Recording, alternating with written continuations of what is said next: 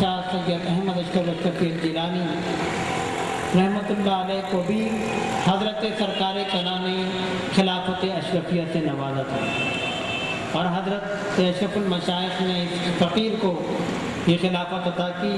اس طرح ایک واسطے سے میں بھی انہی سے فیض یافتہ ہوں۔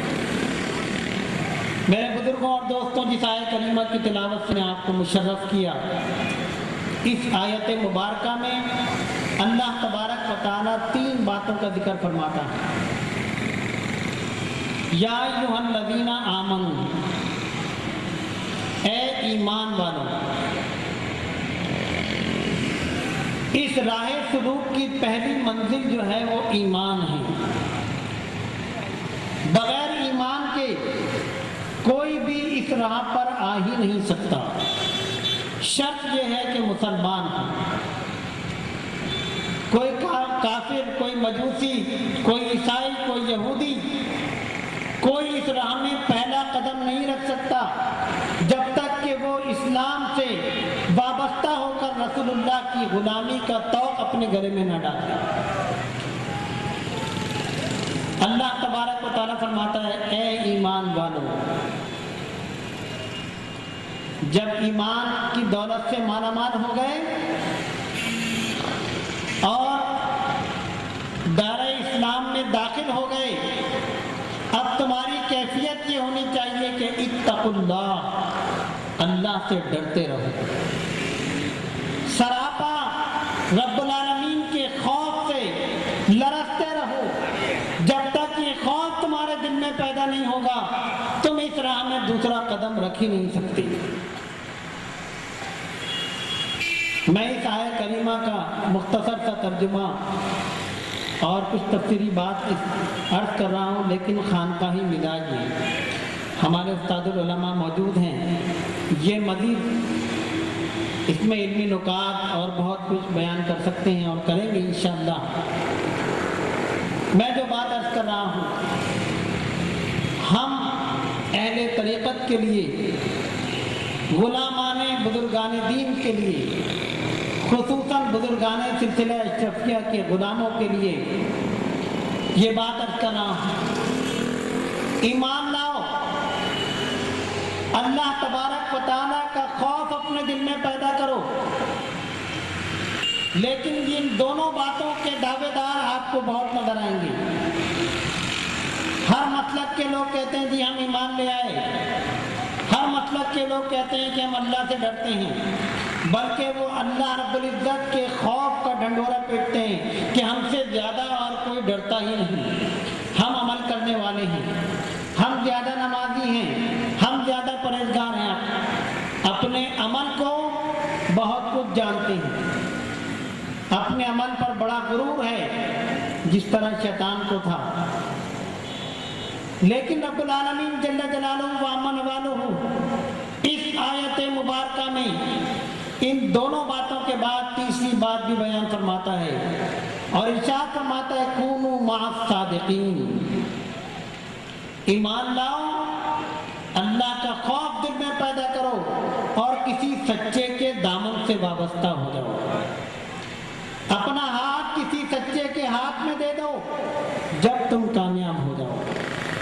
یہ رب العالمین کا حکم ہے ہر اس شخص کے لیے جو اس کا قرب حاصل کرنا چاہتا ہے، جو اس کی راہ پر گامزن ہونا چاہتا ہے۔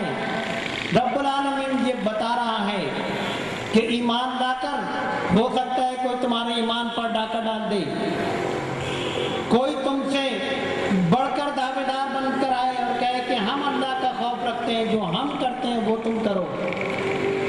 جب تک تم کسی کے دامن سے وابستہ نہیں ہوگے، کسی کے ہاتھ میں ہاتھ دے کر اس کی غلامی کو اختیار نہیں کرو گے، تمہیں ہر کس و ناکس گمراہ کرنے کے لیے تیار ہو جائے گا۔ اسی لیے میرے دوستوں اور بزرگوں، تم جہاں بھی جاؤ، جس بڑے کو بھی دیکھو، کتنے بڑے سے بڑے بزرگ کو دیکھو، لیکن تم اس بات کو ماننے پر مجبور ہوگے کہ ہر بڑے کا ہاتھ کسی بڑے کے ہاتھ میں نظر آ رہا ہے، ہر بڑے کا ہاتھ کسی بڑے کے ہاتھ میں نظر آ رہا ہے۔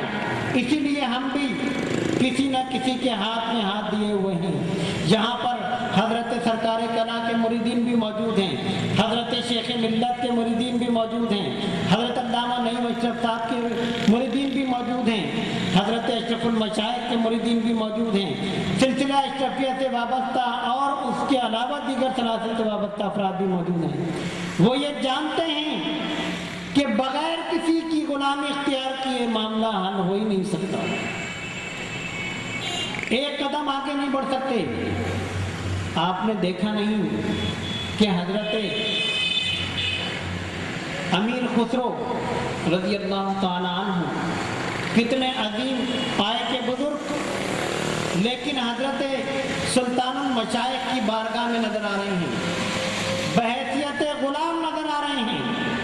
ये नहीं कि अपनी शायरी पर घमंड है, अपनी रूहानियत पर घमंड है या अपनी इबादत पर घमंड है, नहीं, बारगाह महबूब इलाही में गुलाम की सूरत में नजर आ रहे हैं।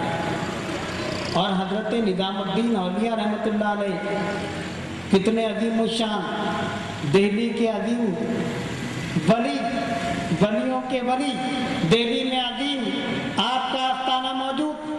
हमने कहा ये बहुत बड़े हैं, लेकिन देखा कि वो भी हजरत बाबा फरीद की बारगाह में नजर आ रहे हैं। हजरत बाबा फरीद हजरत कुतुबुल अख्ताब की बारगाह में नजर आ रहे हैं, हजरत कुतुबुल अख्ताब कुतुबुद्दीन बख्तियार काकी रहमतुल्लाह अलैह मेरे ख्वाजा अजमेर की बारगाह में नजर आ रहे हैं। कोई भी बुजुर्ग जिस मकाम पर भी पहुंचा, बगैर अपने पीर और मुर्शिद की निगाह के आगे नहीं बढ़ सकता। ये मकाम अपने पीर के वसीले से उसको हासिल हुआ। इसीलिए कि अल्लाह रब्बुल इज्जत ने फरमाया कूनू मास सादिकीन, सच्चों के साथ हो जाओ। ये नहीं फरमाया तुम नमाजियों के साथ हो जाओ, रुकू करने वालों के साथ हो जाओ, सजदा करने वालों के साथ हो जाओ। हालांकि ये सब लोग जितने बुजुर्गान दीन हैं, सबसे ज़्यादा नफिल पढ़ने वाले, सजदा करने वाले, रुकू करने वाले रब्बुल आलमीन आलिमुल गैबि व शहादा है। वो जानता है कि आगे एक दौर ऐसा आएगा कि नमाजी अपने नमाज पर इतराएगा, घुमंड करेगा, रोजेदार अपने रोजे की शोहरत करेगा, रुकू करने वाला अपने रुकू की बात करेगा और बोरिया बिस्तर उठाकर नमाज की बात करने के लिए आगे बढ़ेगा। इसीलिए अल्लाह तबारक व तआला ने उस जमात का जिक्र नहीं किया, बल्कि उस जमात का जिक्र किया जिन्होंने अपनी ज़बानों की हिफाजत की। अपनी ज़बान